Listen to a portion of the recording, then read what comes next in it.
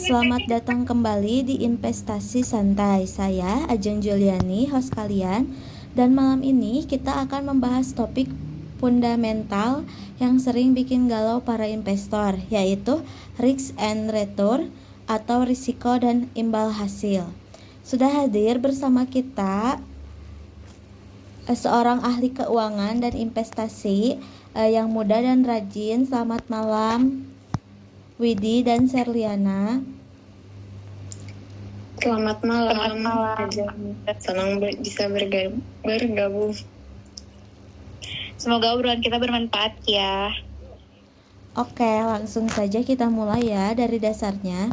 Dalam bahasa yang mudah, apa sih yang dimaksud dengan risk dan return dalam investasi? Secara sederhana, return adalah keuntungan atau kerugian yang Anda dapatkan dari investasi. Itu bisa berupa bunga, dividen, atau kenaikan harga aset. Sementara risk adalah probabilitas bahwa return aktual yang Anda dapatkan akan berbeda dari return yang Anda harapkan. Dan biasanya kita fokus pada kemungkinan kerugian.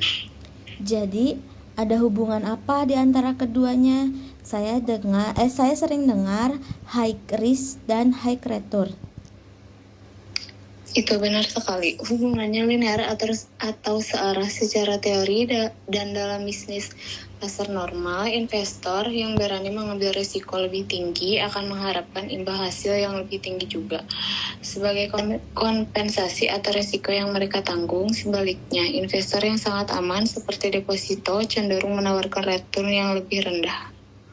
Dari pengalaman saya, ini sangat terasa ketika saya mencoba investasi saham grow yang volatilitasnya tinggi, potensi untungnya besar, tapi saya juga harus siap melihat nilainya anjlok dalam waktu singkat. Beda dengan obligasi pemerintah yang pergerakannya lebih tenang, untungnya pasti tapi ya kecil. Wah, menarik nih. Bagaimana cara Anda mengukur toleransi risiko pribadi?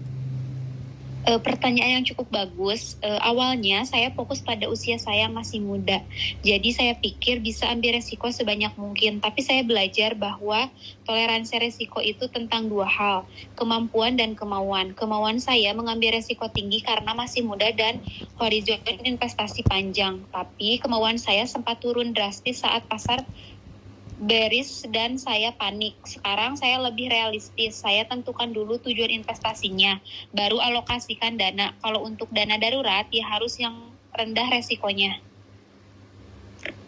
Pendapat Serlina itu sudah sangat matang. Mengetahui profil risiko sangat krusial. Ada 3 jenis profil umum: konservatif atau fokus pada keamanan modal, moderat atau menyeimbangkan risiko dan return, dan agresif atau fokus pada pertumbuhan modal cepat. Profil ini harus dievaluasi berkala, terutama jika ada perubahan hidup besar. Nah, selanjutnya, apa kesalahan terbesar yang sering dilakukan investor terkait risk dan return? Kesalahan terbesar adalah tidak memahami risiko aset yang dibeli dan terlalu fokus pada return di masa lalu.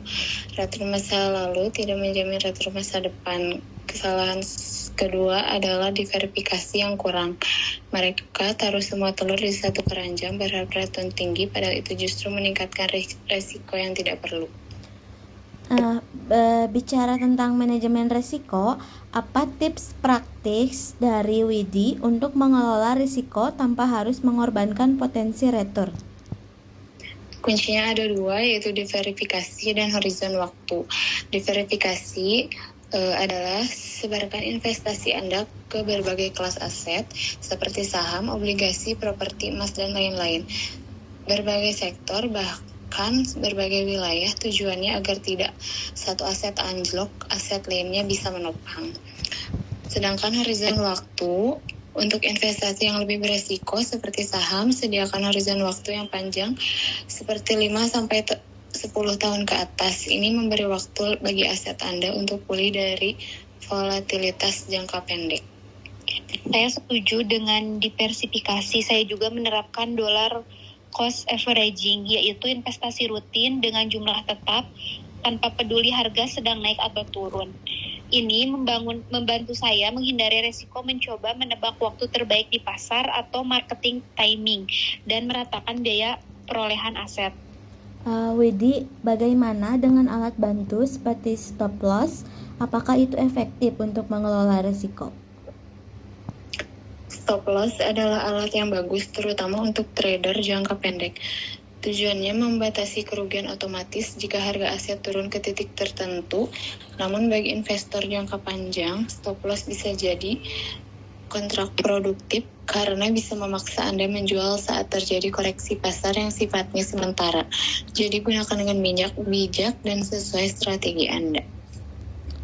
Nah, kesimpulan dari obrolan kita malam ini, sepertinya risk and return adalah dua sisi mata uang yang tak terpisahkan dalam investasi. Widi, boleh berikan satu pesan kunci untuk listener kita? Pesan saya, investasi bukan tentang menghindari risiko, tapi tentang mengelola risiko, pahami betul risiko dari setiap keputusan investasi Anda. Sesuaikan dengan tujuan dan waktu Anda, dan jangan pernah investasi pada sesuatu yang tidak Anda pahami. Dan dari saya, jangan takut memulai, tapi memulailah dengan berhati-hati. Lakukan riset mulai dari jumlah kecil dan jangan panik saat pasar sedang turun. Jadilah volatilitas sebagai peluang. Wah, terima kasih banyak untuk Widi dan Serliana atas wawasan yang luar biasa malam ini. Semoga materi risk and return ini semakin membuka mata para listener kita. Sampai jumpa di episode selanjutnya ya. Selamat malam.